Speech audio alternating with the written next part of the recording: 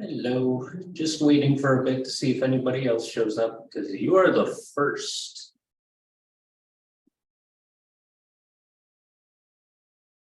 So I should beat the frame here.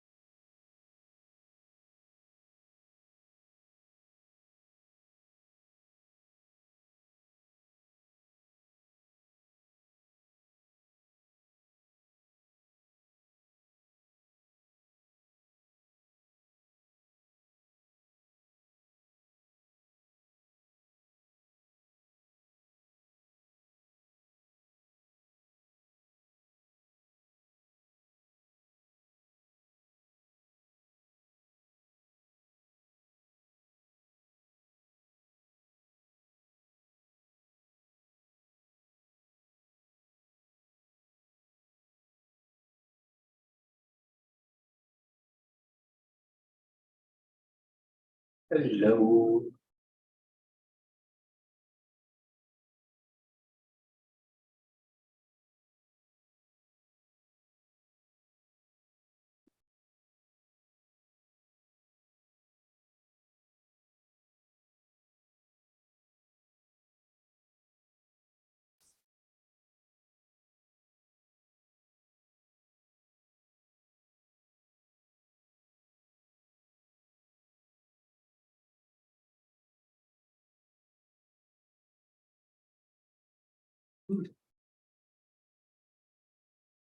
Anybody in person? Nope. Just you two online. Let's do this. Good enough. All right. So for tonight, we're going to review scientific notation, then work on units of measurement. We have American units, time units, and metric units. That's all going to be how to convert between them within the same systems. We're not going to quite get into the converting between systems back and forth yet, but there is a way to do it. Lots and lots of units, right? So, jumping into it, scientific notation is written in two parts, where it's just the digits written by with the decimal point placed after the first digit, followed by times 10 to a power. Times 10 to a power puts the decimal where it should be. Hey, welcome to the party.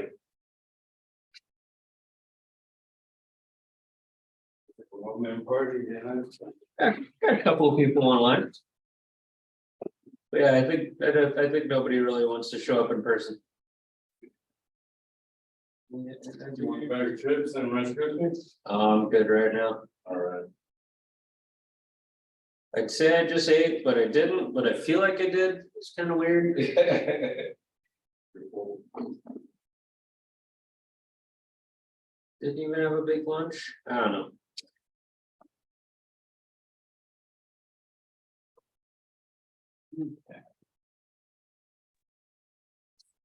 Hello. Hey Ruben, how you doing? Well, how are you today? Not bad, not bad. All kinds of antsy.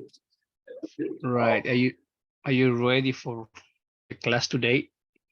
Ready for class? No, but ready for my weekend because I'm getting paid for the next 4 days and not having to do anything, which is just the best. Just the best. Right. Yeah, weekend is coming. Yeah, I've worked at GameStop for over a decade, didn't accrue a single minute of paid time off, and then I started this company, and in the first week I had paid time off starting to be accrued, and I was like, this place is great. I'm very happy with this. Okay. So what do you have for us? Scientific notation. Well, we're gonna do scientific notation. We're gonna review that. And we're gonna play with units because tonight is units of measurement. Oh, So we get to do American units, time units, metric units, units. Okay. Yeah, it'll be fun. Yep. Let's hope it's gonna be fun. Yeah, let's do this. All right. Okay. Okay, so again, scientific notation, two parts. You get just the digits, where the decimal place is always after the first digit, followed by times 10 to a power. The times 10 to a power just kind of moves that decimal point around to where it needs to be. So that just helps us represent very large or very small numbers. Where's the window for Zoom? Sorry, guys, this stupid window won't go away, and the control windows won't in my way, and it's driving me insane. There we go. There we go. Okay, I feel better. Yeah. So again, converting to and from scientific notation. You're converting to scientific notation. You basically, I like to put my pen where the decimal is and then start moving to where it needs to be. In this case, that would be after the 4. So I would start moving that decimal point over and counting how many digits it has to jump in order to get past that 4. In this case, there are 10 zeros and then the 4, so you'd have to move 11 times. Since it's a very small number, the power is going to be negative, so it's 4.36 times 10 to the negative 11. So remember, it's just moving left and right, and that's how you're at, and you're just counting it, and that's what the power is going to be. And if you're going to convert out of scientific notation, in this case, you'd look at that and say, okay, well, it's a negative power, so that's going to be a small number. So when you move the decimal point to get it out of scientific notation, you're going to move it in the direction to make it a small number, since the decimal point would be to the left. If this was a very tiny number, we would move the decimal point 7 places to the left. So you'd end up with 6 zeros, and that 4 gives us the 7. So that's how many places it would move. So 0.00000042.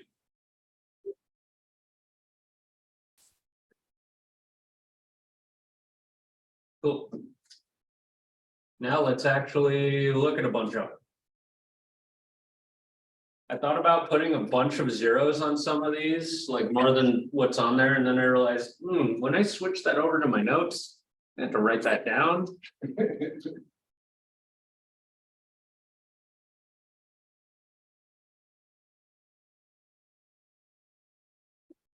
What I should have done is make a little note on each one to say how many zeros there are. Let's see, I can be cheap about this. There's 5 of them. There's another 5. 13. And 30 more, yep.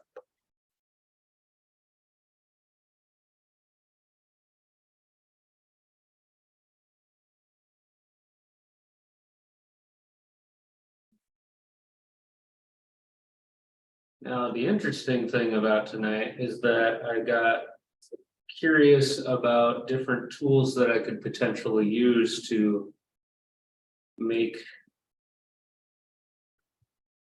different content for these slides. So I actually signed into that ChatGPT thing, and it made up the problems for the unit questions. Well, the American units and the metric units. So that should be interesting because I have no idea what it is. I mean, obviously, I looked them over to make sure that they weren't, stupid. I really did not feel like making you guys convert things to micrograms, so I edited that, but,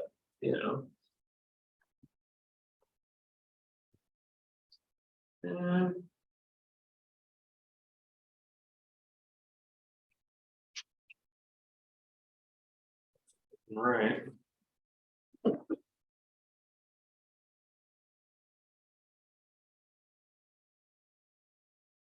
Wondering if I was gonna have anybody actually show up tonight. Once 6 o'clock rolled around, the chat was empty, the room was empty, and I was like, guess I'll wait for a few minutes. I'll probably get out a little early today. 7:30, 8 o'clock, just to finish watching the last of my son's baseball game. Okay. I am also going to be cutting out early this evening. I will give everyone a heads up on that, probably close to 8. That way, you know. I can get done what I gotta get done. 8 o'clock is good for me. All right, so the first 4 are convert to scientific notation. The next 2 are going to be convert out of scientific notation. And then the last 2 are going to be fix the scientific notation. If you remember, we have to fix it because proper scientific notation has 1 digit, the period, and then the rest of the digits. And a lot of times when we're doing actual math with scientific notation numbers, you're gonna get something that's not in proper scientific notation, so you gotta fix it. Okay, so converting things to scientific notation, pretty basic.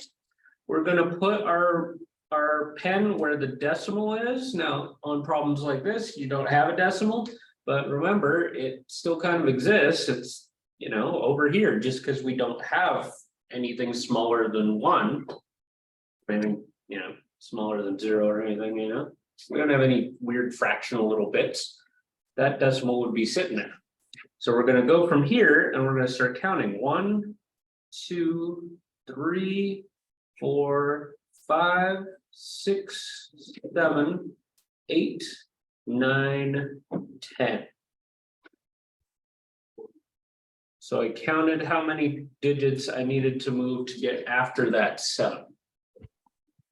So we write the parts that matter, 7.031. So that's the piece that matters. All these zeros afterwards don't.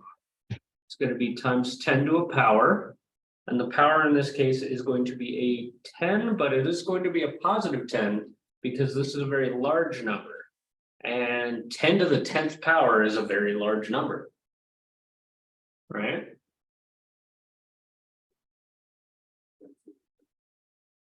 Ten to the 10th. It's a big number. In fact, it's this many numbers. Except if there was a 1 here. It would be that. All right. So number 2. I'm kind of regretting putting that many zeros on a problem, but you know, such is life.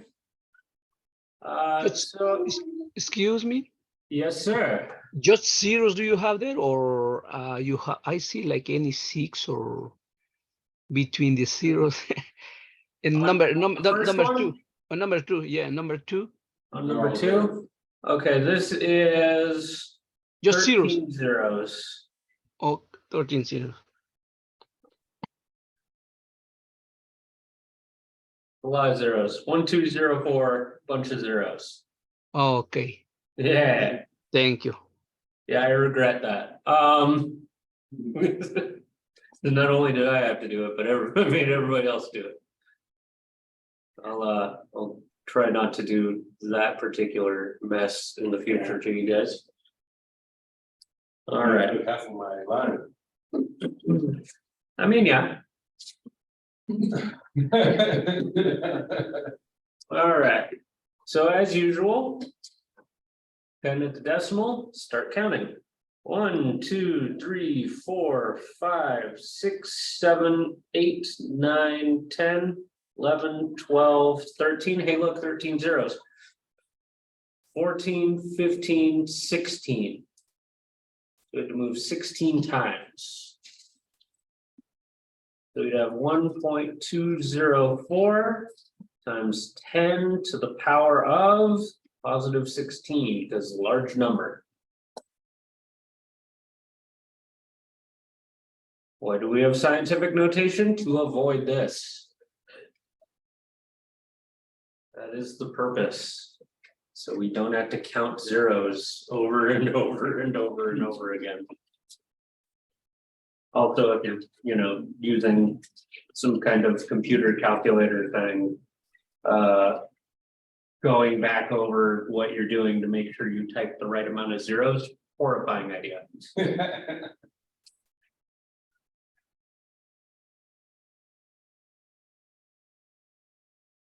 All right. So next one. Same instructions, but this time it's gonna be going the other direction, right? Because this is a very small number. 0 point bunch of zeros. But that will become a negative number? Yep, you would have a negative exponent. Now, one thing I do want to touch on is if the negative exponent is negative, that doesn't mean anything about the sign of the term being negative in any way. It's only telling you that it's very tiny. Okay, Because I will see people like have a negative and an exponent and a negative and a number and cross them out. That's not how that works. The negatives and the exponent can never mess with anything kind of on the regular level, I guess I could say. yeah, All right, so same idea, does pen at the decimal and start counting. 1, 2, 3, 4, 5, 6, 7. And since we moved this direction, since it's a small number, this is going to be a -7 for us. So we're gonna have 3.21. You can tell how lazy I was about making up numbers there. Times 10 to the -7. I didn't even pay attention. Yeah, well, that's the thing, I was like, You made it work. it doesn't matter. It really doesn't.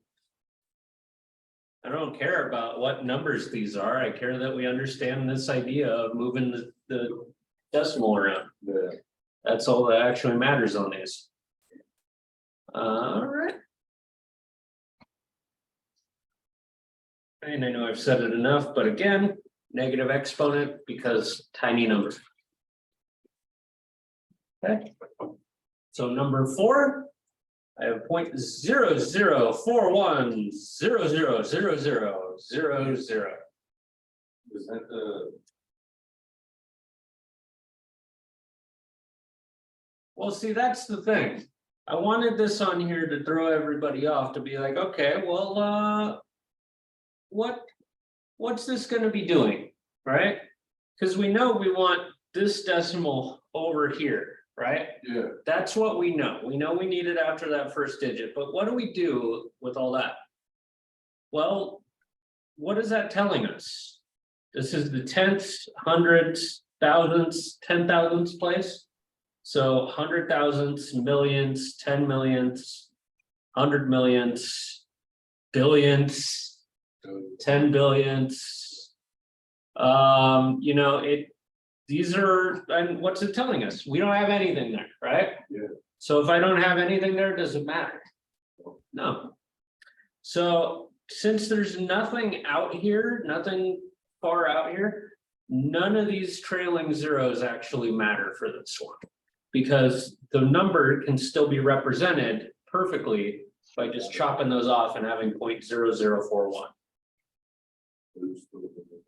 So when we shift it over, it only has to go over 3.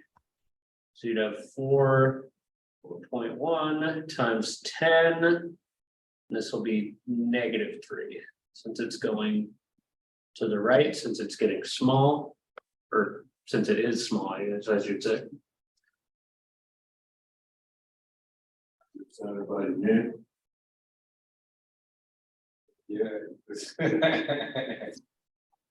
It's all that matters to me in this world right now. Okay, that's a lie. I have a girlfriend, she's included. Second most important thing. Nah, she's why I bought a capture card, so she can, like when we play the game, she can watch along while we're on the phone and. Heck, Yeah. It's just, And if anybody else pops up online, they'll be like, why is this guy just playing and not talking? All right. Because I have no interest in a streaming career. I'm antisocial online too, so whatever. All right, so this last couple, these are get out of scientific notation. So we're getting this out of scientific notation.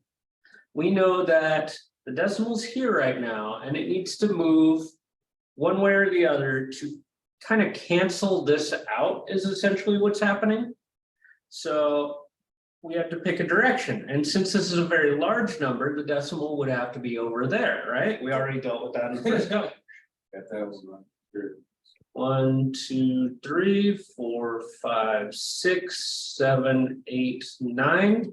And you do have to do this little hop every time, because every time you move it over, you're gonna have to fill in a 0 there. Because those are essentially like number 2 over here, when we chopped off all those zeros. This is us taking the ones that are chopped off and putting them back. And you can rewrite it if you want to, just honestly, because that's ugly and hideous. So that's all the way. Yeah, so since this one is times 10 to the 9th, just ask yourself, 10 to the 9th, big number, small number? Big number, right?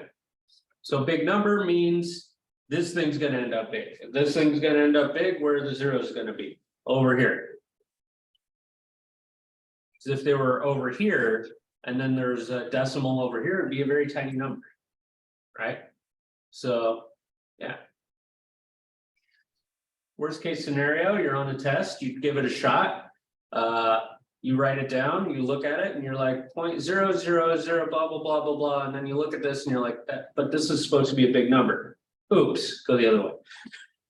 Problem solved. All right.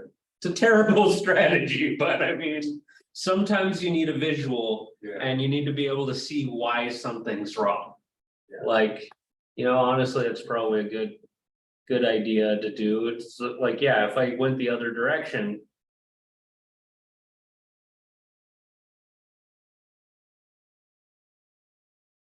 Oh my god.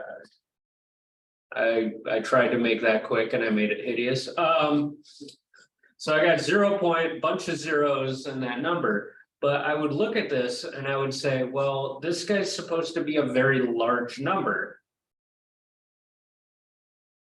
And 0.0000, like, if that was on a paycheck, I'd cry.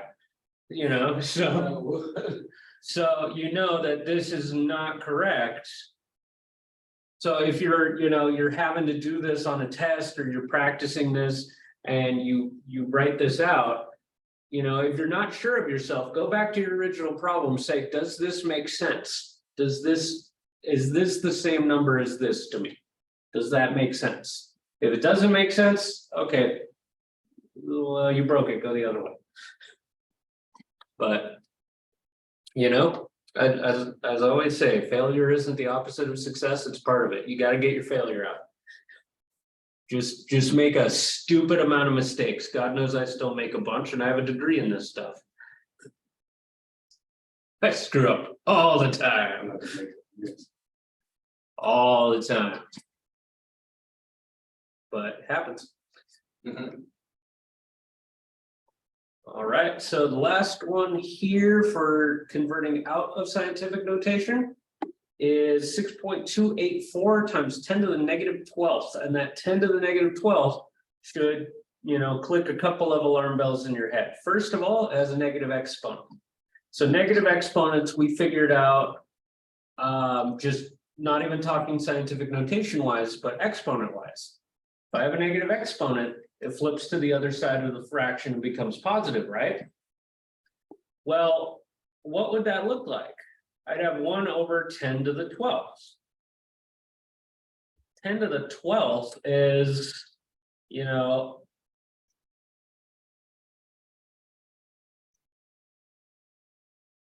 a big number, but 1 divided by a big number is a very, very, very tiny number, right? if I had one out of that, out of anything, I'd just say, you know what, round it off, disappears, I don't care, right? So you should look at this and say, okay, this thing is going to be a small number when you see that negative exponent. Now, if it's a small number, that means it would have to be like number 3 up here or number 4, where it's 0.0000 blah, blah, blah, until we get to our, digits that we care about, right? Which means that that decimal is gonna have to go to the left. So I'm gonna put my pen there and I'm gonna start counting 12 times. 1, 2, 3, 4, 5, 6, 7, 8, 9, 10, 11. That's a lot. Now you do a ton of these, you get good at them, you start being able to notice, hey, if I'm moving this 12 times, did I move that 12 times? I moved that 11 times, didn't I? Yeah. God, I'm bad at my job. All right. I was getting ahead of myself because I was thinking of what I was about to say here. There we go. Yeah, we're good now. All right, so here's the thing. You start getting good at these and you start noticing that, hey, if all I'm gonna end up doing is filling in zeros, you start being able to notice, hey, how many zeros am I gonna have? Well, if I'm moving this to the left and I only have to move 1 digit to get past that 6, and I'm moving 12 times, how many zeros am I gonna have? The other ones from that one, that 12. If 12 goes to 11 right here, then I get 11 zeros. And it works. That's why I jumped 11 accidentally. Yeah, okay. Yeah, because I was thinking of how many zeros there would be. There's going to be 11 because I'm moving to the left 12 times. And one of those positions is this guy. Yeah. Case in point, if I looked at this, go back to number 2, and I said, oh yeah, I wrote down I have 13 zeros. Just knowing that I have 13 zeros, I could have looked at that, said, okay, there's 13 places it's gonna move. And then 204, that's 3 more, so times 10 to the 16th. I could have jumped straight to that. You start being able to recognize that the more of these you do. It's very difficult when you first start seeing them because you're like getting dizzy from how many zeros you start doing. And sometimes they start turning into little orbits in your head. Sometimes they start losing their meaning. They're not zeros. I'm drawing circles on my screen. Stuff like that. But at the end of the day, you can kind of start seeing, little shortcuts for yourself. The downside is that you have to do a bunch of them before you see that. Now, luckily, there's not a whole lot of times you're going to have to convert out of scientific notation with that many digits. Because there's a reason it's in scientific notation, so you don't have to deal with this. That's the whole point of it. I don't want to deal with writing 0 that many times. So in order to learn it, you have to deal with writing 0 that many times. That's how it goes. All right. So the last 2 are dealing with fixing scientific notation. So if you remember, there's a couple of ways to look at this. You could think of it as converting out of scientific notation, which in this case, that decimal would move this way, because 10 to the 6, big number. And then it would have to come back, so it would actually go 2 further than it already did. So you can look at it that way. Or you can move just directly to the left. And if I'm moving to the left, I end up adding to the power. So in this case, I'm going to add 2 because that's how many places I'm moving. So I'd have 2.061 times 10 to the 8th.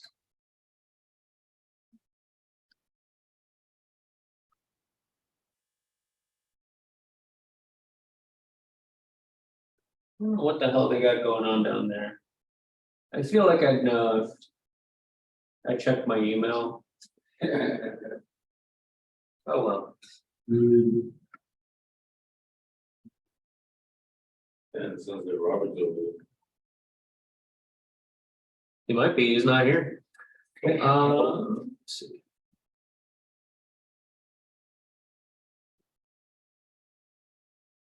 I'm not gonna lie, I'm totally just checking my email to see what's going on. They gave out tamales for free at the student center today. That would have been nice to go. That's at 80. I can feel that. Yeah. Oh, yeah. For those of you at home wondering why I'm just stopping and listening, it's because the classroom over there has speakers. And whoever is talking is speaking into a microphone, and it is loud enough to the point where I hear garble through the wall and I feel the voice. Feel the voice.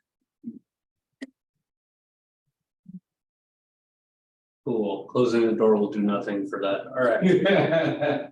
True. All right. So next one, 0.0312 times 10 to the negative 5th. This one, to fix scientific notation, it's going to have to move over this direction to get past that 3, right?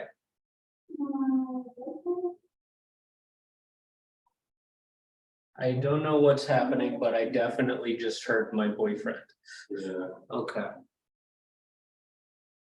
Times 10 to a power of, well, that's the thing. Which direction is this going to go? Is this going to go up? Is this going to go down? Well, we moved to the right. Now, last time we moved to the left and we added to it. So if we move to the right, if you think about it, every time I move to the right, it's times 10 to a negative 1, 10 to another negative 1, 10 to, because 10 to the negative 1 is 1/10. So every time I move that decimal over here, I'm dividing by 10. Divide by 10. So this actually ends up subtracting from it. If I go right, I'm subtracting. So I end up with 3.12 times 10 to the negative 7th.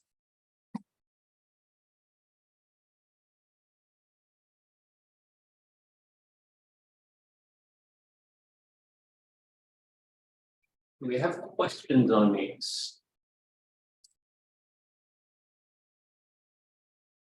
Do we just want to move past it? Okay. I feel like that's a likely scenario. Okay. Let me keep this up on the screen for a minute.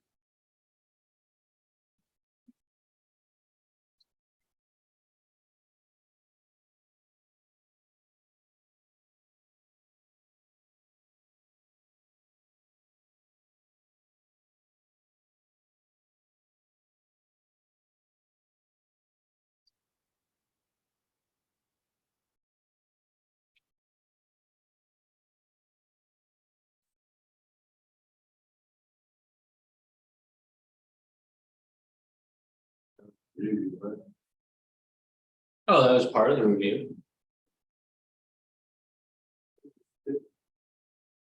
Yeah, typing this out took a chunk of my day, actually. Because I decided I wanted it to look pretty and not like I just typed it into a spreadsheet.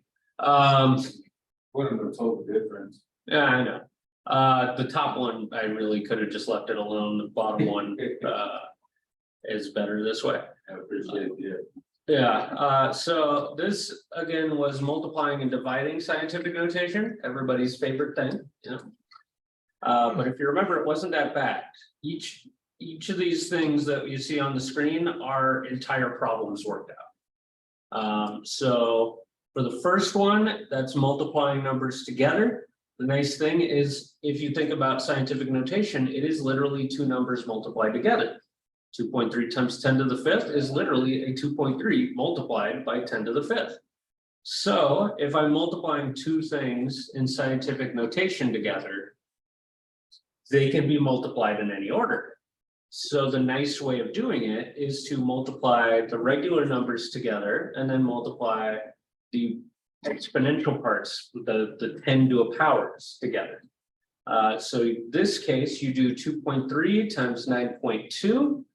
Oh, and for the record, the second part of the first line, you don't have to write down. You could just eyeball it if you want to. I wrote that down for example purposes. But yeah, so like you can literally go from the part where it's got two parentheses equals and then jump to the next line. Because literally what you're doing is you're taking the 2.3 and multiplying it by the 9.2. And then you're taking the 10 to the fifth and multiplying it by 10 to the negative 13th. So we end up with 21.16 from the 2.3 and 9.2. And times 10 to the negative eighth, because remember, if you have two things with the same base multiplied together, you add the exponents. So 5 minus 13 is negative 8. But then you're not in proper scientific notation. You should be at 2.116, not 21.16. So you have to move the decimal over 1. And since it's moving to the left, we add 1 to the power. So instead of negative 8, we end up at negative 7. I should probably have that little spotlight thingy on so you guys can kind of see where I'm pointing, so it's less painful. So yeah, essentially this and this get multiplied together, then this and this get multiplied together. You end up with this guy, and then you gotta fix the notation. This guy moves over 1, so this guy adds 1 since it's going to the left. Likewise, with the second one, with division, it follows roughly the same idea. Because division is just multiplying an inverse, the rules can kind of still apply, right? So we can actually do 2.3 divided by 9.2, and then the 10 to the fifth divided by 10 to the negative 13th. And when you divide these two, you get 0.25. When you divide these two, you do the top power minus the bottom power, you do 5 minus a negative 13. That ends up being 5 plus 13. So we end up with 10 to the 18th, but then see, we got to bring this over here 1 digit because it's not proper scientific notation. So we end up with 2.5 times 10 to the 17th. Yeah.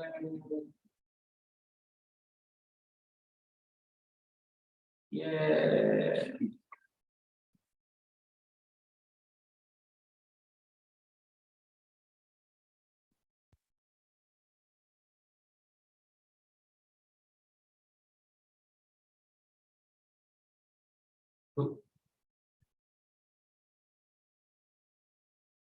Hey, look, a bunch of problems. How much do you like cheese? Well, you see, you make 2 slices of cheese and put shredded cheese between it. You have a cheese sandwich.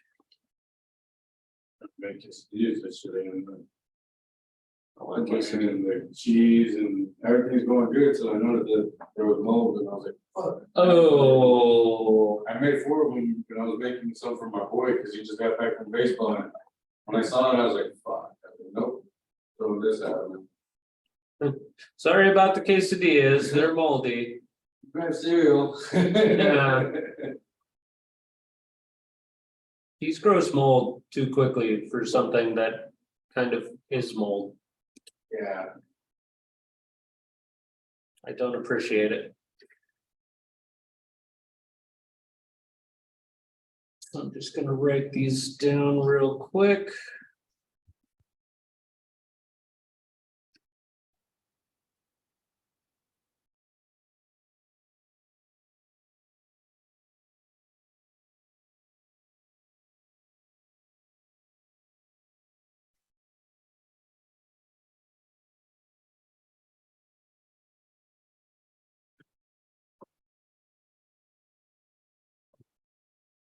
That's when I can actually write.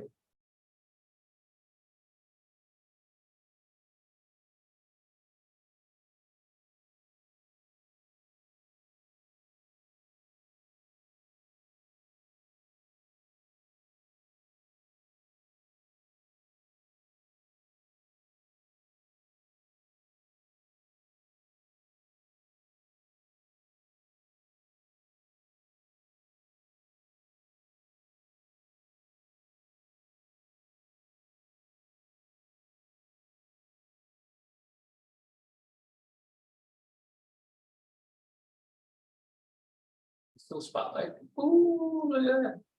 I can do the spotlight thing. How do I make this move? Because this is totally in my way. All right.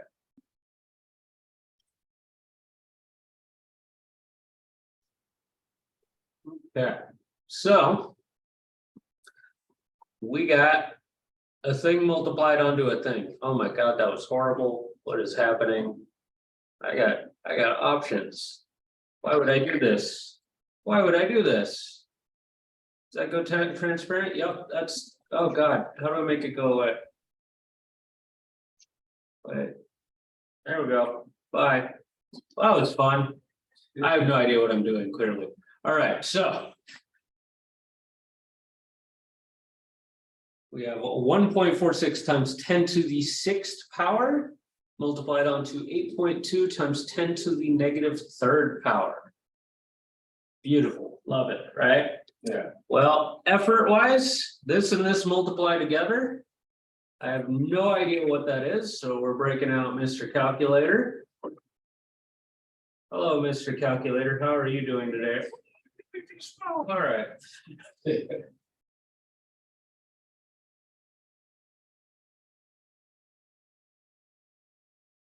All right, so we get 11.972.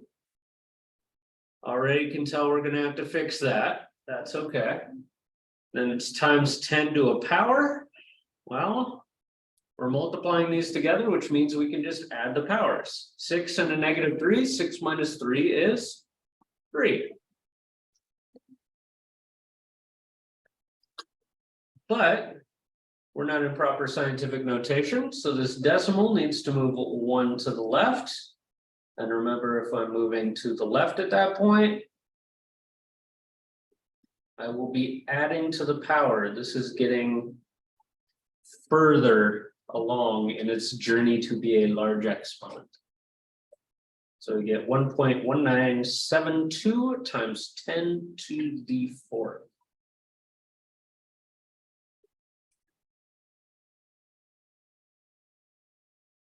Isn't that fun?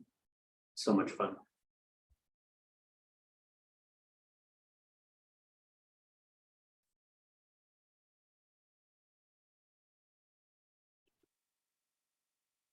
Hey, look, we have more math problems. Isn't that great? Oh my God, I thought we were out of math problems, and then one springs up. That solves my problem right there. Get it? They're problems. Oh God, that's not funny. You shouldn't feel bad for laughing. All right, so 6.04 times 3.56 is, yep, that's a number, all right, 21.5024.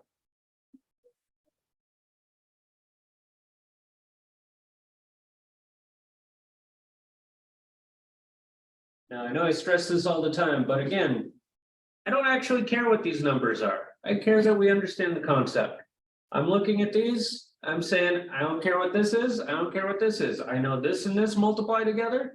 Give me a thing. I know this and this multiply together. Add up and give me a thing. Then we fix the thing and we're good. Same idea here. This and this are going to multiply together. Cool. This and this are going to multiply together. Also cool. What do we end up with? 10 to the negative 5th times 10 to the 3rd. Remember, we add the powers, negative 5 plus 3 or 3 minus 5, however you want to look at it. Either way, you end up with a negative 2. And then a problem like this, well, we got to fix our scientific notation. So you would move it over one digit, 2.15024. times 10 to the, well, it moved to the left, which means we add add to the power. It doesn't matter if it's negative or positive. It moved to the left, we're adding one. Well, the awkward part is this is times 10 to the negative 1. So if I'm leaving things as scientific notation, we are done. However, future reference, there is no point in writing something in scientific notation if it's going to have that tiny of a power. Because the actual number looks like that. Because 10 to the negative 1 is just 1/10. So, we have our number. So there's no point in having something like this in scientific notation. Just for illustration purposes. When would we actually use scientific notation? To avoid all them zeros that we dealt with. We are tired of zeros. We are avoiding zeros. We don't want those zeros. Yeah, I have a question. I hopefully have an answer. Why in the first example, we add 3 plus 1 and the other one is minus 1? So are you asking about the powers? Yes. Okay, so here's the thing. It's not that we subtracted 1. It's that since this guy moved to the left, we ended up adding to the powers, so we added 1. And in this case, we did the same thing, right? Well, since I moved to the left, I think, okay, I should add 1, but what is negative 2 plus 1?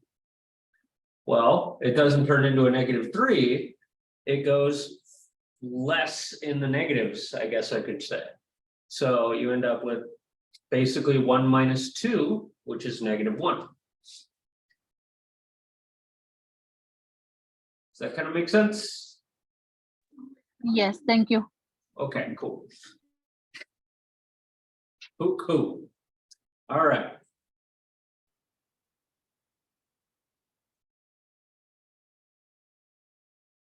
So 3 and 4 deal with division. And again, it kind of follows the same idea. Whereas the last ones, we would multiply the numbers together and multiply the scientific notation bits together. Here, we're going to divide and divide. You know, pretty cut and dry. So we're going to figure out what this number is, 2.31 divided by 2.43. I have no idea.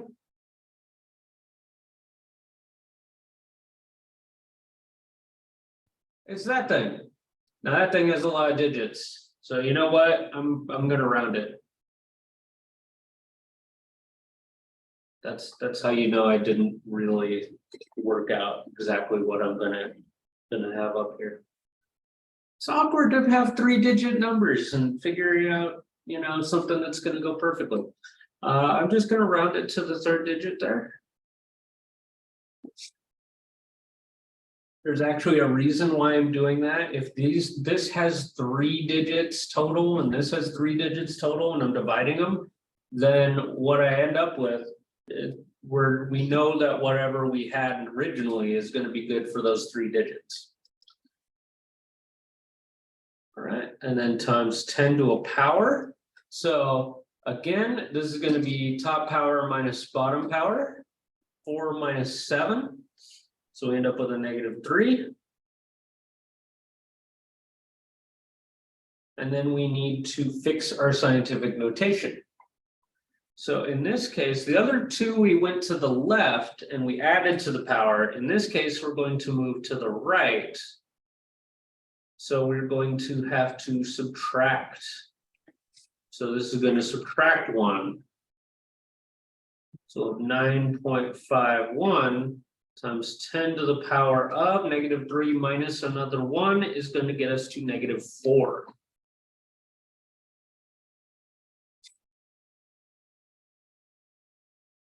Pardon me, nasal spray time, can't breathe. Good stuff, allergic to Nevada.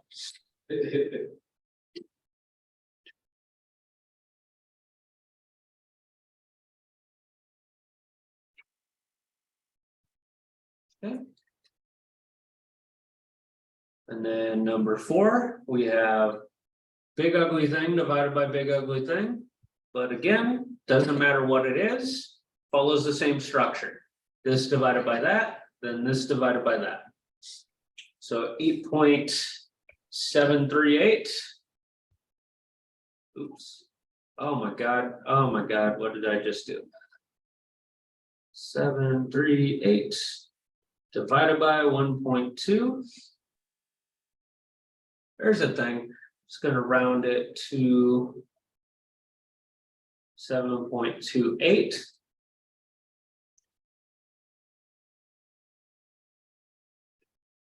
And then these guys, again, same idea. I have to do the top power minus the bottom power. Now, just for example purposes, I'm going to write it out because it's going to be 12 minus a -5. Always be very careful if you're doing division this way, because I see a lot of people just do 12 minus 5, and that would be adding them. In this case, we are subtracting a -5. So when we subtract it, it ends up canceling out and becoming a plus. So I end up with 7.28 times 10 to the 17th power.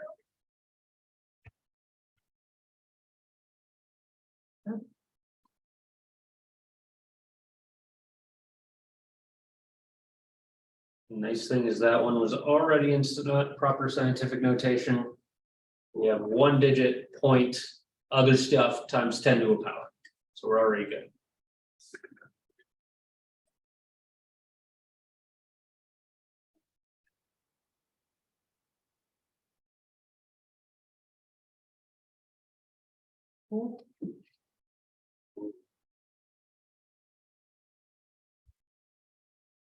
So in this case, Oh, we we add 5. Oh, I'm sorry, the last one. yeah, no, I'm sorry, I didn't anticipate. Yeah, since we have the 12 subtracting a -5, the subtracting a negative cancels out and gives us a positive. So we end up with 12 plus 5. That's where our 17 comes from. All right. Yeah. Okay, thank you.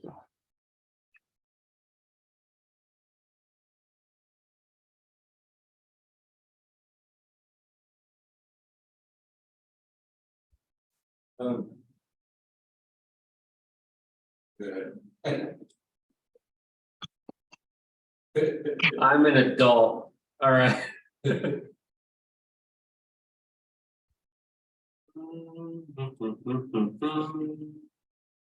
Well, you should have heard about it yesterday. English teacher mentioned something about math and he wasn't happy about it. Oh, He was like, oh. I just had math yesterday. that's okay. We could have another math. You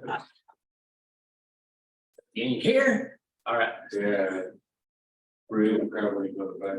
please do. They're supposed to be coming in, he sent me a text message today, he's like, oh, I think I'm gonna go into class next week. I was like, "Oh." All right, so how do we feel about scientific notation, everyone? Any questions, comments? More familiar with it, Little less horrifying today. yeah, That's why I always do review. the other day I had a break for it. I mean, I don't blame you. It's weird. It's weird. You don't see this every day. Well, It's kind of funky. But it exists, and so we cover it. All right. Speaking of things existing, units of measurement. Love units of measurement. We love measuring things. Everything is wonderful. So units. Remember, unit was essentially anything there's one of. So you could have a second, a mile, a kilometer. It's a type of measurement, right?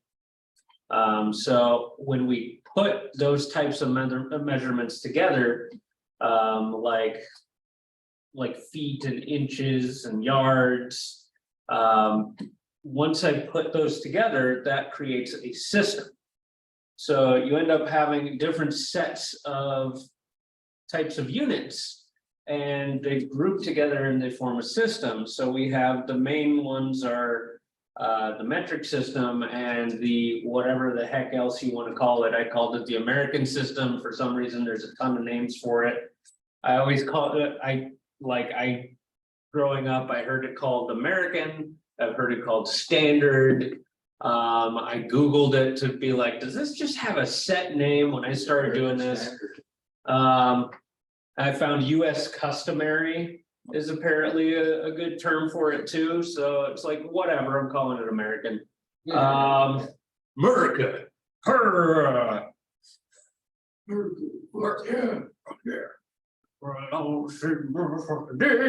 right. I don't know where. Huh? It was like a bunch of puppets. American Team America, Yeah. World Police. America. Yeah, Fuck yeah. by the creators of South Park.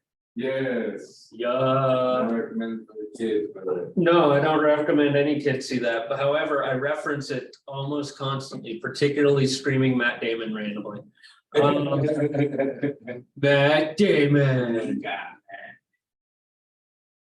Apparently, like it could be an urban legend, but in that movie, they were supposed to have Matt Damon as an evil supervillain. He was supposed to be incredibly intelligent, but they got the puppet and they're like, he just looks stupid, so they just made him stupid. He did look stupid. So they rolled with it. Oh my God. That was good stuff. All right. So I got a slide for every little bit of units. I'm just going to tell you right now that all of this is going to be about not necessarily memorizing any of this. It's going to be about being able to work with it. So I put different types of measurements on each slide, but at the end of the day, the useful part is going to be how to convert between them. Because I will say, and I have it up over here in the folder. Now, to be fair, there's obviously a difference between GED and HiSET, but for the most part, they covered the same bases. And at the very least, I could find the formula sheet for the HiSET test. So if you were taking it written, this would be given to you. If you're taking it online, then Yeah, I bet it those too. yeah, then yeah, if you're taking it online, then you get, you know, it might just pop up in the problem. I don't know. I haven't taken the HiSET, whatever. But you will be provided this information. And everything on this formula sheet, it is in the Google Drive. So if you want to look at it and get familiar with it, notice that we have a bunch of formulas off to the left for geometry. We haven't covered that yet. I want to probably cover that either next week or the week after. Because we have, after this, 4 classes left, and I want to cover some algebra and lines, and I want to cover probably some geometry. That'll give us a decent, well-rounded coverage on things. But for the most part, the main thing with all of these formulas on the left side of this is that these are the formulas. Know how to work with a formula.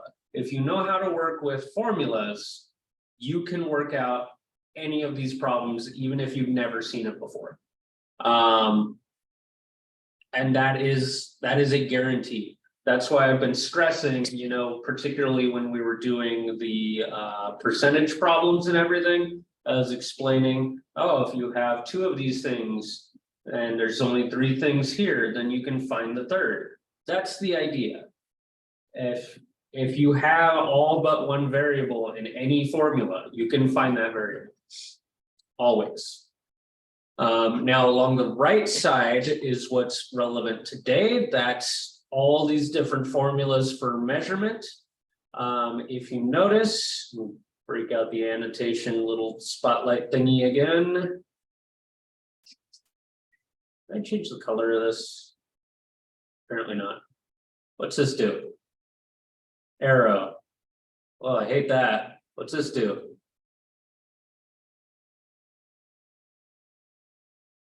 Well, that's kind of stupid.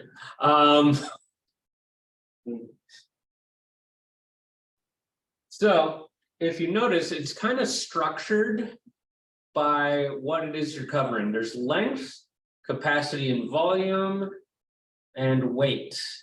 So when it comes down to it, we got a couple of different systems. We have the American units, we have metric units. It'll actually give sets of units for each. There's the American ones, there's the metric ones, and it gives you conversions. This is equal to that, this is equal to that, this is equal to that. And that's what's going to be important, is being able to work with those. Now, I'm not covering it tonight, but these ones down here where there's a little space here, these ones are actually used for converting between the American set and the metric set. You can actually convert one way to the other way and back.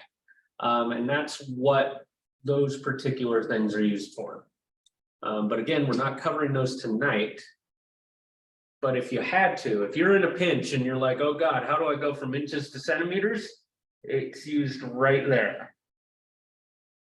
And in fact, a lot of times you have to get from some other unit like yards all the way down to inches and then go to centimeters and then go all the way up to like kilometers or something. It can be awkward, but like that's what these guys are used for, and it's very convenient to have them there. So again, these conversion units you are going to have. You do not need to memorize them. All you got to do is be able to work with them and see how it works. So these slides are here to kind of familiarize yourself with the units we're using. Most of them you're already familiar with. The American units for capacity are the only ones that I will never commit to memory in the course of my entire life. Cups and pints and all that crap. I hate it. I hate it. I really do. The only one I'm okay with is quart because it stands for quarter. I'm okay with that. So length, we're used to that. A foot is 12 inches, a yard is 3 feet, which you could translate to inches if you want to. And this I actually have committed to memory. 1 mile is 5,280 feet. I have used that so much when I was tutoring that I actually memorized that number. Pretty sure, yep, you don't have to. But those are useful conversions.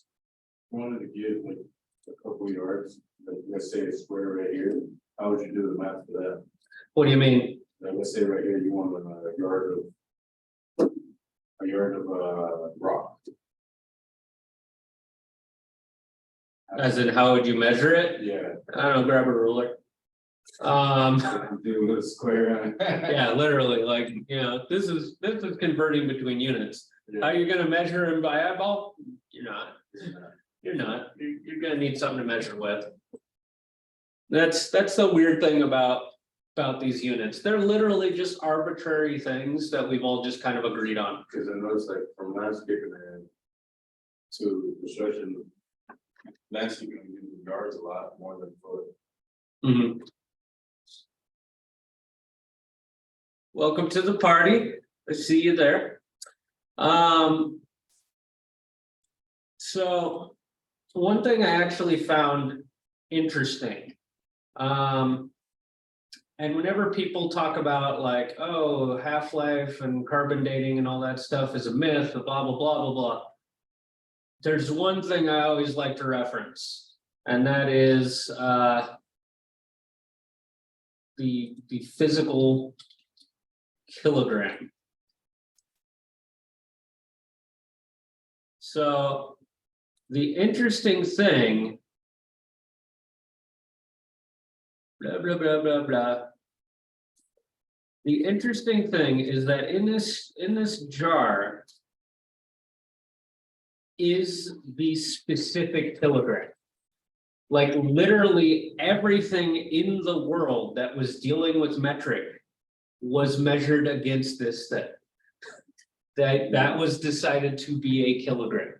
It's the only unit up until literally, if you look at it, 2019, 1889 to 2019. This was the kilogram.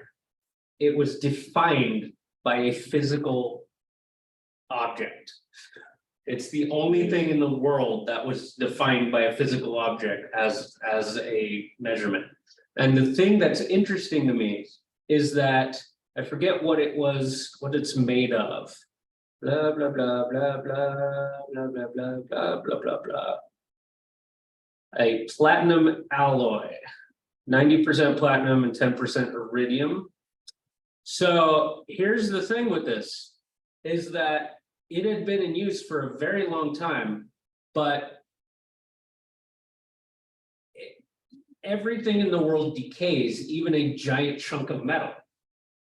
So they ran into the problem that it was starting to lose mass. Even though it looks identical, it's been sitting there for 130 years, it was getting smaller, infinitesimally little bit. But the problem is, if you define everything off of a single object on the planet and it starts getting smaller, How do you measure it? suddenly you broke everything. So they had to actually, a couple of years ago, redefine a kilogram. So I'm pretty sure this is, yeah, it's still held on to for public display.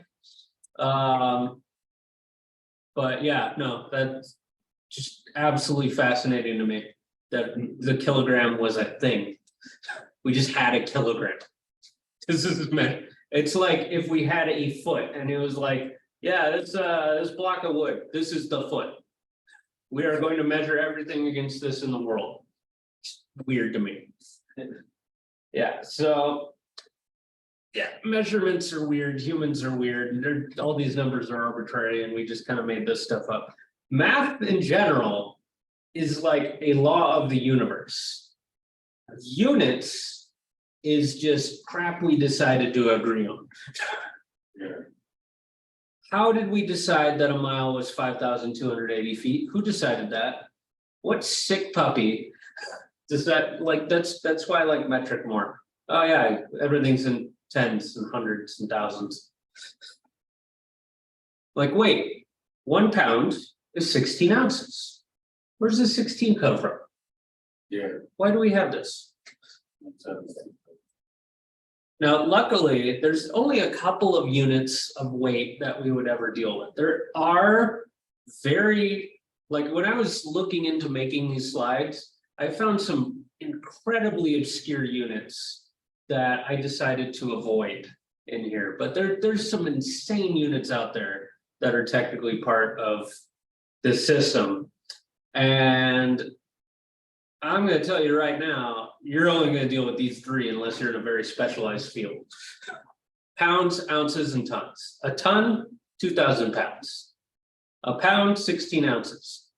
You want to know how many ounces are in a ton? You got 2,000, you multiply it by 16.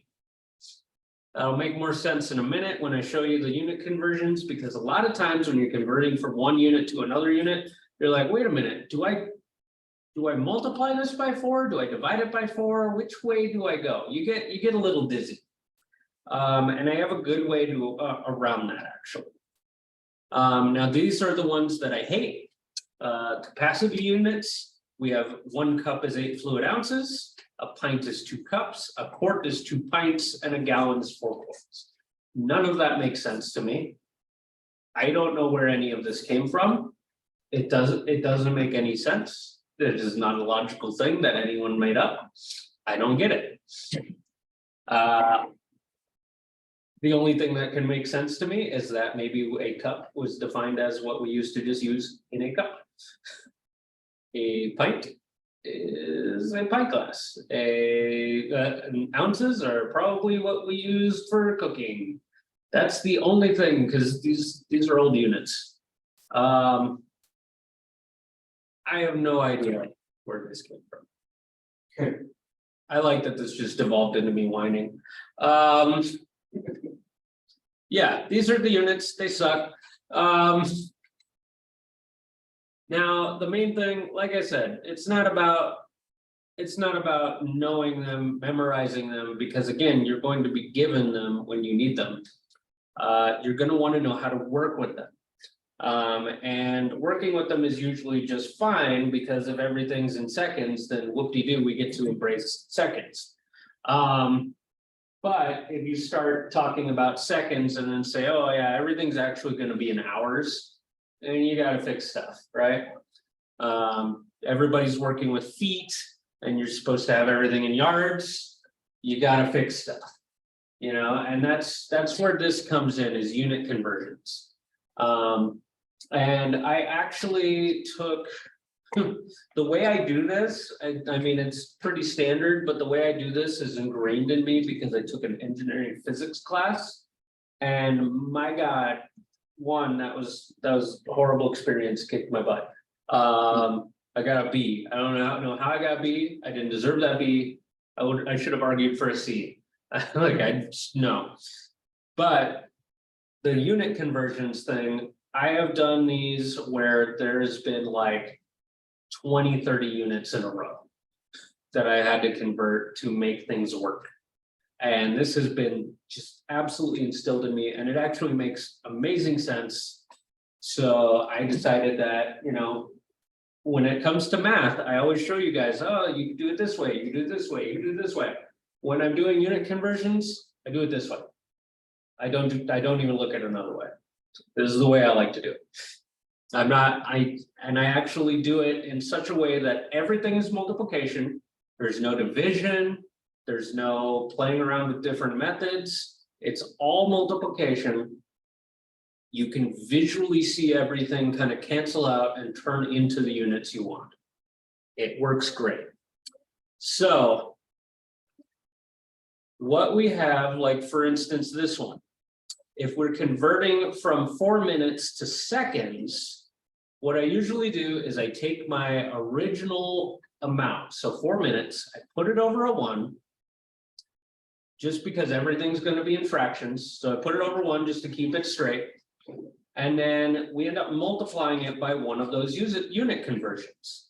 Going back to these guys, if I know I'm going from minutes to seconds, well, there's not going to be time on here because everybody knows minutes and seconds, but you would find it and you'd say, okay, a mile is this many, or, you know, in this case, it would be 1 minute is 60 seconds. And you go back over here and you say, okay, well, if I know a minute is 60 seconds, that's what I'm going to put as that second piece. So we have 60 seconds is 1 minute. I put this as a single fraction because 60 seconds is 1 minute. So what I'm doing here, kind of like when we're playing with fractions and getting common denominator, is we're multiplying by 1. The top and the bottom are equal, but they're going to help us get to a different kind of frame of reference. So what I do is, well, think of units. Units actually cancel out the same way that factors do. If I have a 2 divided by a 2, the 2's cancel, right? Well, that's the interesting thing about units. They cancel too. And that's something that stuck with me since I took that physics class, is he would have us write the units on every single step of every problem, no exceptions. And it was useful because at the very end of it, if I didn't end up with the right units, then I knew I was wrong. Now, this is a very simplified method of doing it, but the basic idea is that units themselves, minutes, seconds, pounds, inches, if I'm using them in math, they follow the exact same rules as everything else I've been doing in math. If I do something yards times yards, that's a square yard. If I do minutes divided by minutes, that cancels out and there's no unit there anymore. And that's actually what we take advantage of.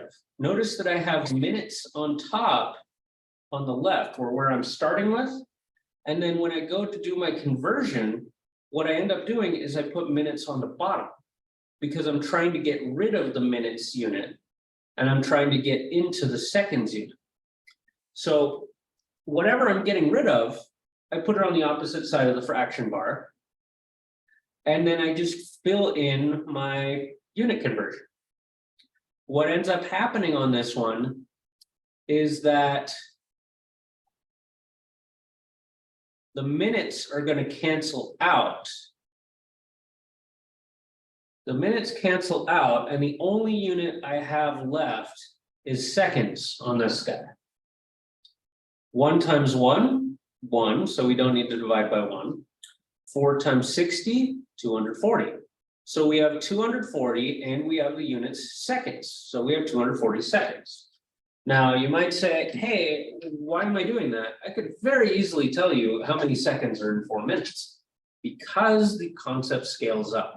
If it gets complicated, you can actually string like 30 of these together and it will work out.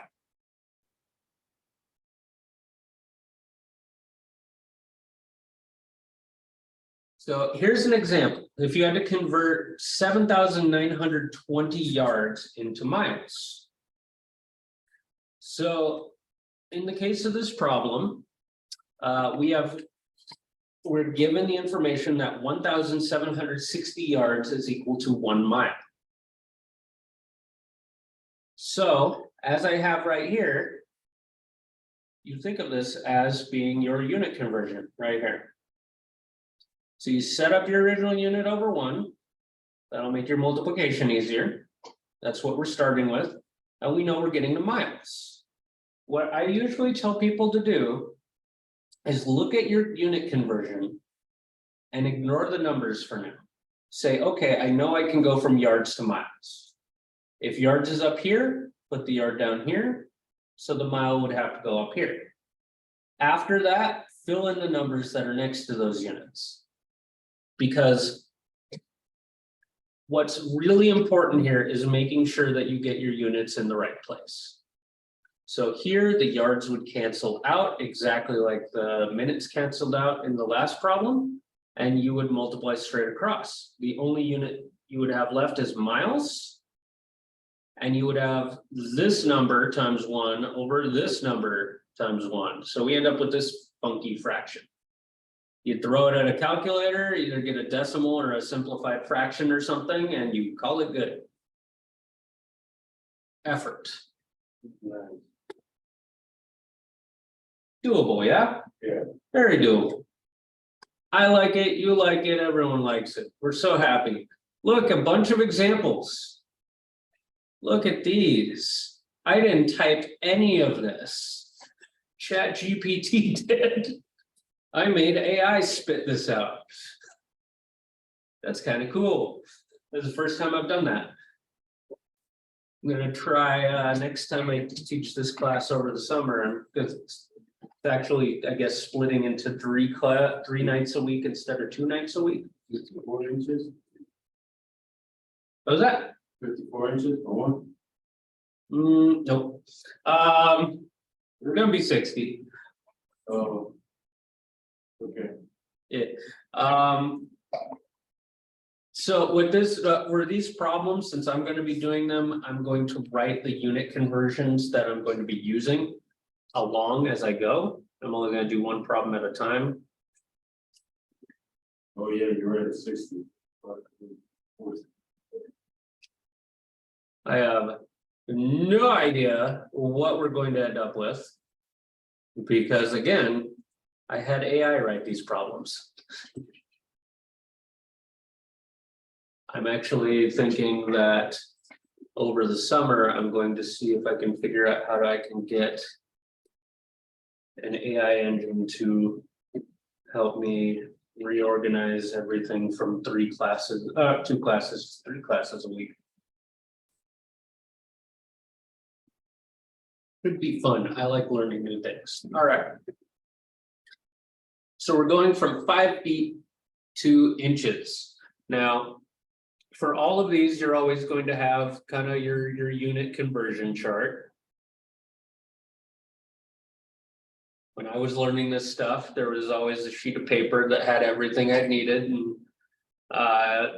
if I was working with other people and, somebody always forgot theirs, we'd be passing that paper around like crazy. But it would just have a bunch of these unit conversions. So all we would have to do is we keep the unit conversion that we know we're going to use. 1 foot is 12 inches. We're going to write what we start with.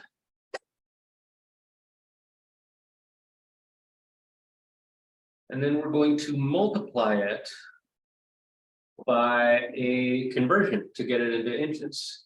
Now, what I like to do, again, I like to look at the unit conversion I'm going to use and just care about the units. I have feet and I have inches. Since feet is on top here, I'm going to write feet down here. So inches is left up here. So I know my unit conversion is going from feet to inches.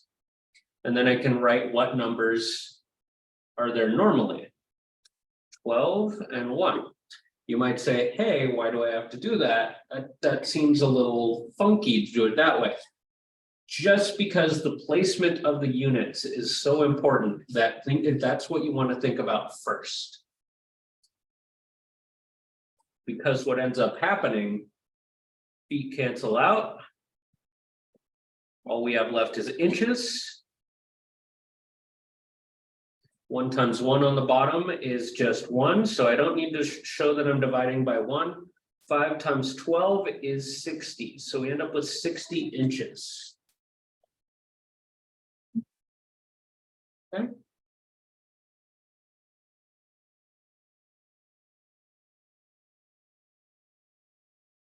I actually think I'm going to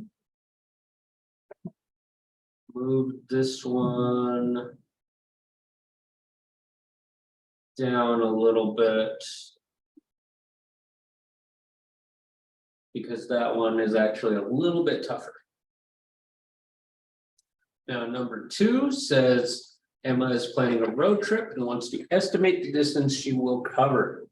She plans to drive at an average of 55 miles per hour for 4.5 hours. How many miles will Emma travel? So that one's a little bit less conversion and more just straight math. Thanks, ChatGPT. That's not what I was asking for. Well, you know what? That actually works really well.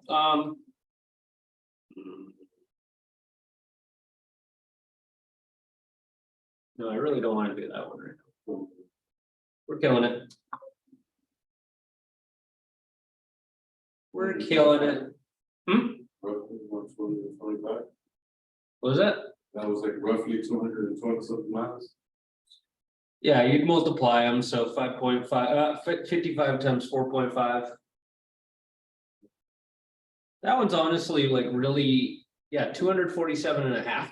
That one's actually really easy to understand because I mean, everybody can kind of wrap their head around that. Hey, if I'm driving 55 an hour for 4.5 hours, I'm going to multiply it, right? Yeah. The main reason I don't want to do that one is because 1, it's not a direct unit conversion. Yeah. I can do it as 1, but it makes more sense to do when we're getting into algebraic word problems. That actually is a standard formula you use pretty easily, pretty regularly when you start off on those. Distance is equal to rate times time. Which is a very useful formula because then you can think of it as, well, if I have distance, rate, and time, if I know the rate and I know the distance, I can find the time. If I know the time and the distance, I know the rate that I need to go at, etc. So again, like I was talking about with those formulas, it's not about memorizing formulas, it's about knowing how to use them when you're presented with them. Because I'll tell you right now, I haven't done calculus in years, but if somebody asked me for calculus help, I'd be like, all right, give me your book, give me a minute. And yeah, okay, all right, I could work through this. I remember somebody asked me for calculus 3 help when I was working as an academic coach in the library over here. And I was like, I have no freaking idea on Calc 3. I have no idea. I went in there and I was like, all right, give me your book.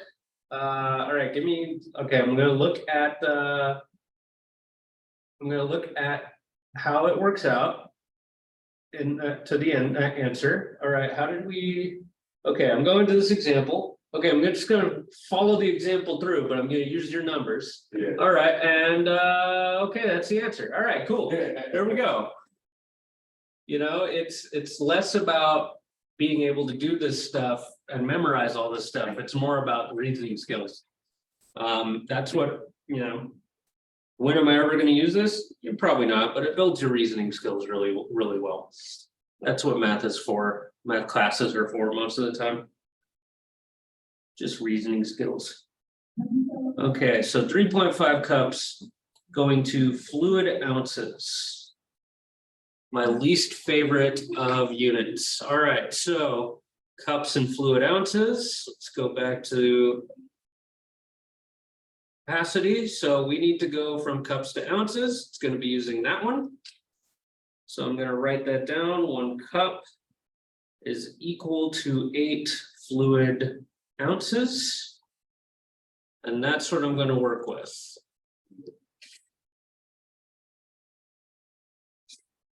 So 3.5 cups to fluid ounces. Love fluid ounces. All right.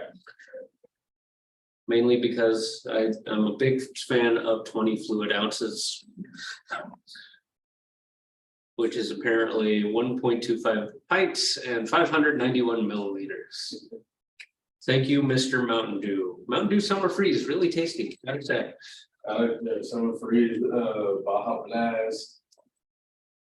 My favorite's Voltage, and you can't find it as much. Yeah. Yeah. You can find 20 ounces of it, but like back in the day, there'd be 2 liters, there'd be, you know, 12 packs. Like I could buy these bottles every once in a while. I get really lucky and find them at Dollar Tree, and I'm just like, cart. Every once in a while. All right. I'm gonna head out, Ben, so I can go watch baseball game with my son. That sounds great. I'm after this one. Okay. Family is important. Yeah. 100%. Everybody taking this crazy long class has family, they got obligations, they got jobs. I respect it. You gotta do what you gotta do. Okay, so 3.5 cups to fluid ounces. 1, write down what you start with. Put it over a 1.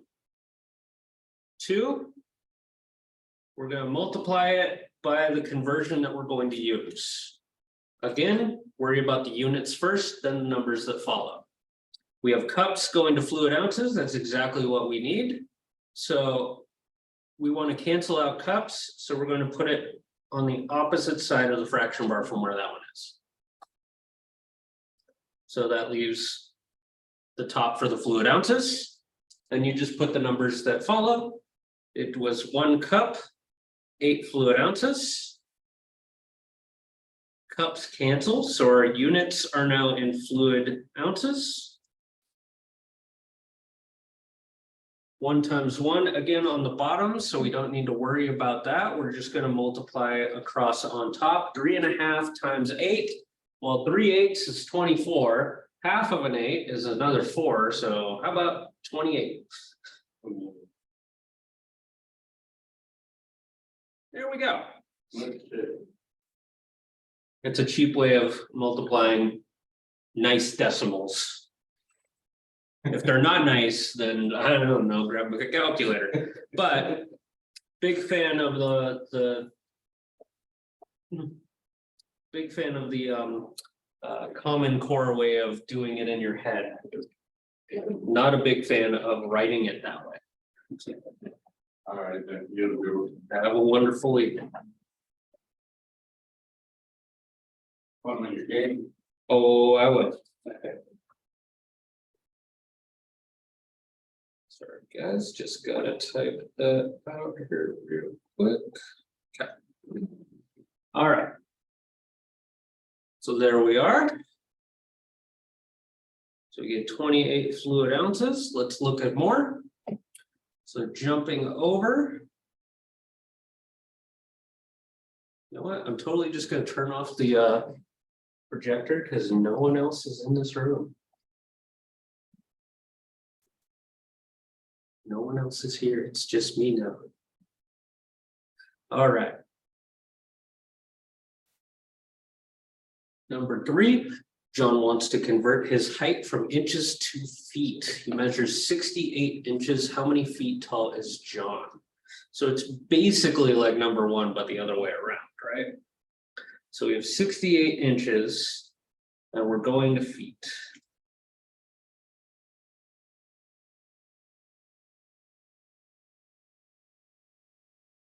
Okay. So again, we're going to use the exact same conversion that we used up here. 1 foot is 12 inches, and we're going to use it roughly the same way that we did the first time. But in this case, when I write out what I have, and I go to multiply it by our conversion, well, inches is on top and I'm trying to get to feet. So I'm not going to put 12 inches over 1 foot. I'm going to flip that upside down. I'm going to have inches down here and feet up here. That way, our inches will cancel out and our unit is only left as feet.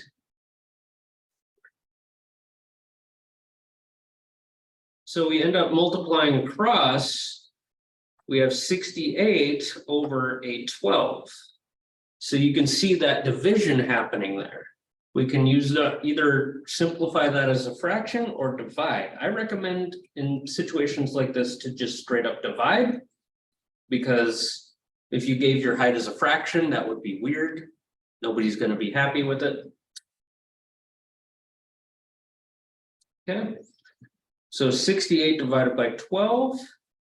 We end up with, well, 5 2/3 essentially. So 5.67 feet roughly.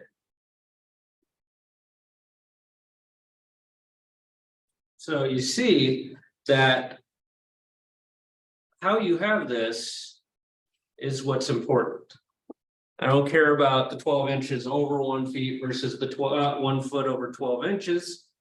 It's entirely dependent on what it is we're doing and how we're working it out. As long as this is equal to that, and I put the units in the right spots, then I'm happy. Okay.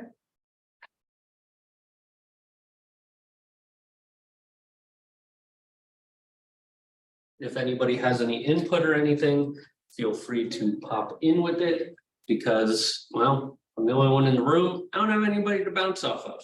You know, it's kind of a working thing, you know. Feel free to bounce, you know, ideas off of me here. Thoughts are good. All right. Okay. So number 4 is an interesting one. Number 4 is an interesting one, and it's going to be the trickiest one, I believe. Yes, pretty close to it, actually, because it's actually dealing with 2 units. We are currently going 60 miles per hour, and we're trying to convert that into a speed of feet per second. Now that's a little trickier, right? How am I gonna do that? Got miles per hour, feet per second. Now, one thing that's useful to know is that miles per hour is essentially a division. This is miles per hour. Okay. So miles per hour is going to essentially give us how we're setting this up. So in this case, what I'm starting with isn't going to be over 1. It's over 1 hour. We are currently going at 60 miles for 1 hour. Now, the tricky bit is being able to deal with the fact that we are needing to convert miles to feet and hours to seconds. So this one's going to be a little bit long. It's going to be pretty tricky, but if you understand it, this is going to be the best example you get. Okay.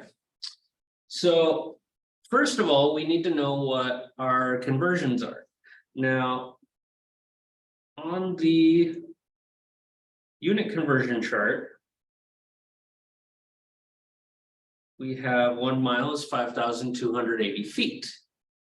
Now, the other ones with hours and what have you, we know that 1 hour is 60 minutes and 1 minute is 60 seconds, right? So that's all we're gonna end up working with. So the idea here is that essentially we're going to multiply by stuff, but it's not going to be a one-step problem. We're going to be able to go from miles to feet real easy, right? We do the exact same thing, you know, set up our unit conversion, say it's 1 mile, this is 5,280 feet. The miles cancel. Hooray, we're in feet. Well, we weren't just converting that. We're now in feet per hour. Well, how do I deal with this?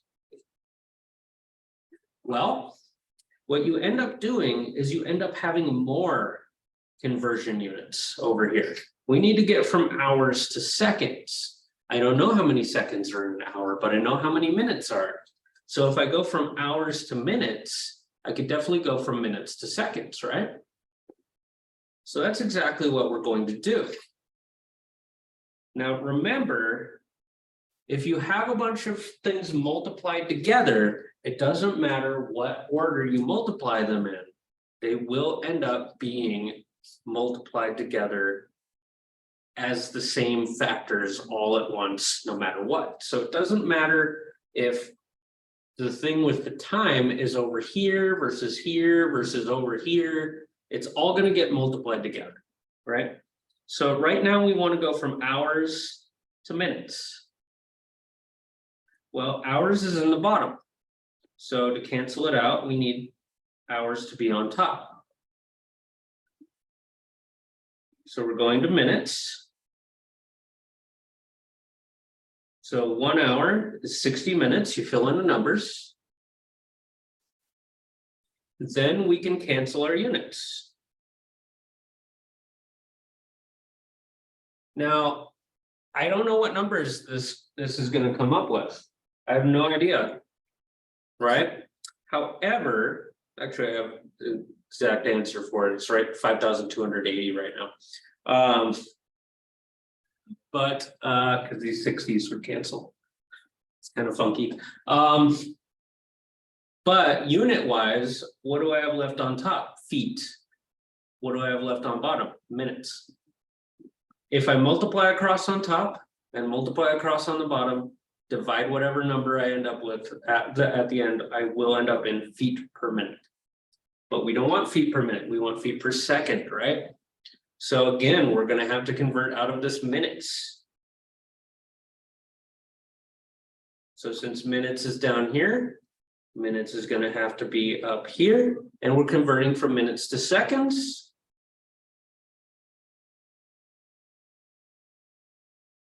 We could say, okay, well, 1 minute is 60 seconds. The minutes cancel. And you can look at this and say, okay, well, what are my units now? Well, we were already in feet up top. We fixed that right away. But now we're finally in seconds on the bottom. So whatever I end up with, if I multiply across on top, 60, now I'm going to be cheap about this.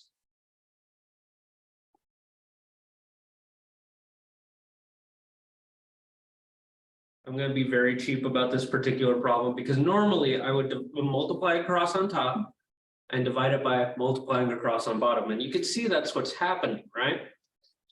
This is in feet per second now. Now, the reason I'm doing it this way is because I can just cancel out that 60 because I can see that I have a 60 on top and bottom. And I'm also gonna be really cheap and cancel out those zeros there. So the math I actually have to worry about is 528 divided by 6. It's cheap, but it works, you know?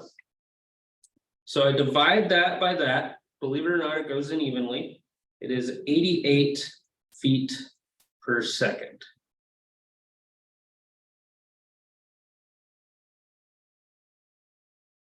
Okay. Now I know you guys got questions on this. Feel free to throw them at me.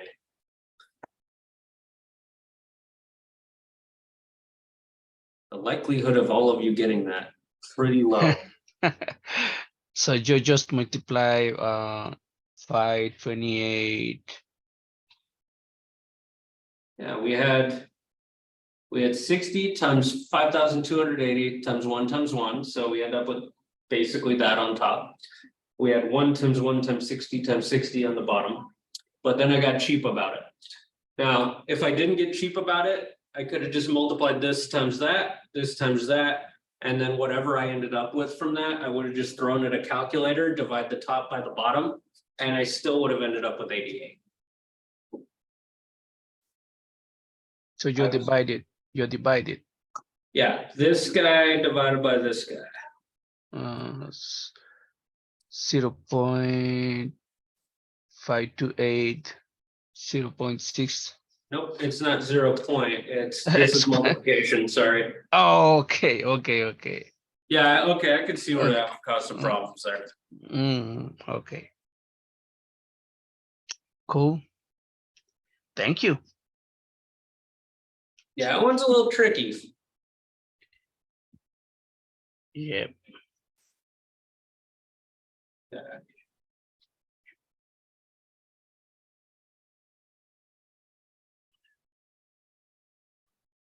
Okay. So let's see, the next one, kind of back to the usual. We have convert 2.2 pounds. And we're going into ounces. Now let's go back to our conversion units. We have 1 pound is 16 ounces.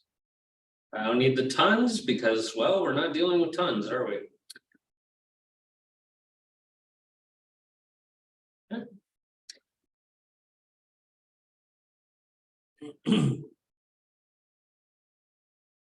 So I have 1 pound is 16 ounces. I'm going to take this and I'm going to convert it with this guy. So I have 2.2 pounds. That's not a 16, that's an LB. I don't know why pounds is LB. I probably could figure it out very quickly with a Google search, but I don't care enough. Not gonna lie. It's one of those things where you're just like, why is it that way? I don't know. And we're gonna multiply it by our conversion unit. Well, we know 1 pound is 16 ounces. So pounds is gonna have to be down here. Ounces will be up here. 1 pound, 16 ounces. The pound units cancel out. I end up with 2.2 times 16.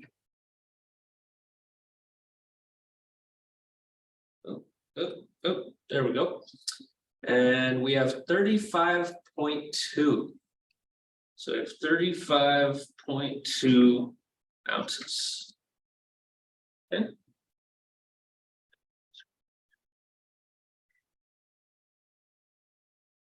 These ones are nice now after doing the last one, right? Yeah. All right. I think the next one is going to be a double step. Let's see here real quick. So number 6 is convert 16 fluid ounces to pints. All right. Well, let's take a look.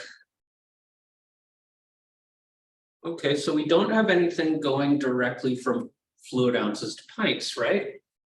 we have that 8 fluid ounces is 1 cup. And we still can't get from cups to pints. Or no, we can't get from cups to pints. That's what we need. I'm paying attention to the world around me. We have that 1 pint is 2 cups.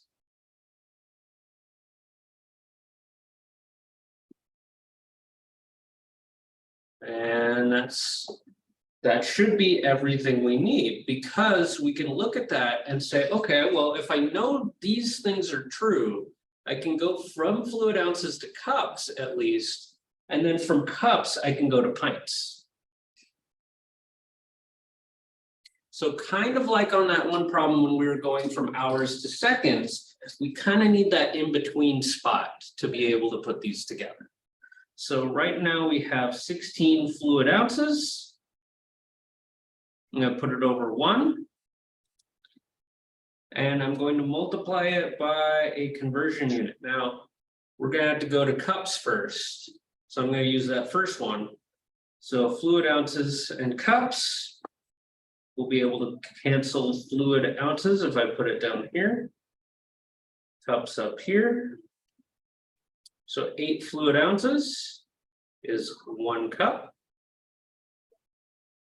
All right. Well, now we're in cups, but I don't want cups, I want pints. So again, we're conversion units. We're going from cups to pints. So cups on the bottom, pints on top. So 2 cups is 1 pint. We can cancel out those units. And we are now in pints. But what do we have? Well, 16 times 1 times 1 is 16. 1 times 8 times 2. Well, 8 times 2 is 16. So we have 1 pint. 16 ounces is a pint.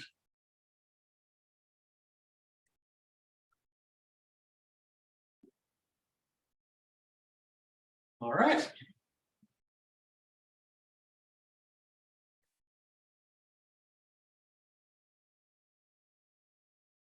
Okay.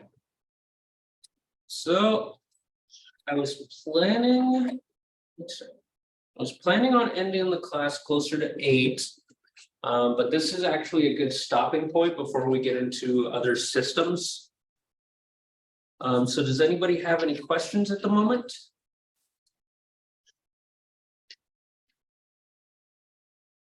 Nobody, nothing? Are we okay with calling it an early night?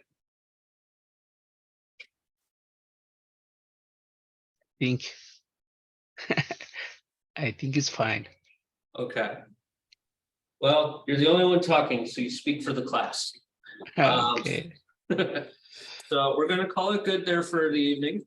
Okay. If you guys need anything over the weekend, of course, as usual, send me emails. Let me know what you need, how you need it, etc. What have you. When we come in Tuesday, we'll pick up where we're leaving off. We're going to start off with time units, and then get into the metric system.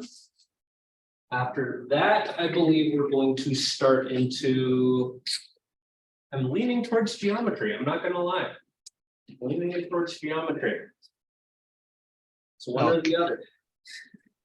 But yeah, we're going to call it good for the night. Otherwise, everybody have a good evening. Thanks for coming. This class is gonna be on YouTube too. What was that? This class is gonna be on YouTube. It's gonna be on YouTube. Yes, yes. I just need to be good about actually uploading those. Yeah, because I like go and check again what he's playing. I better go check again what steps he did. I will make sure, for sure, that I get that set up this weekend. Okay.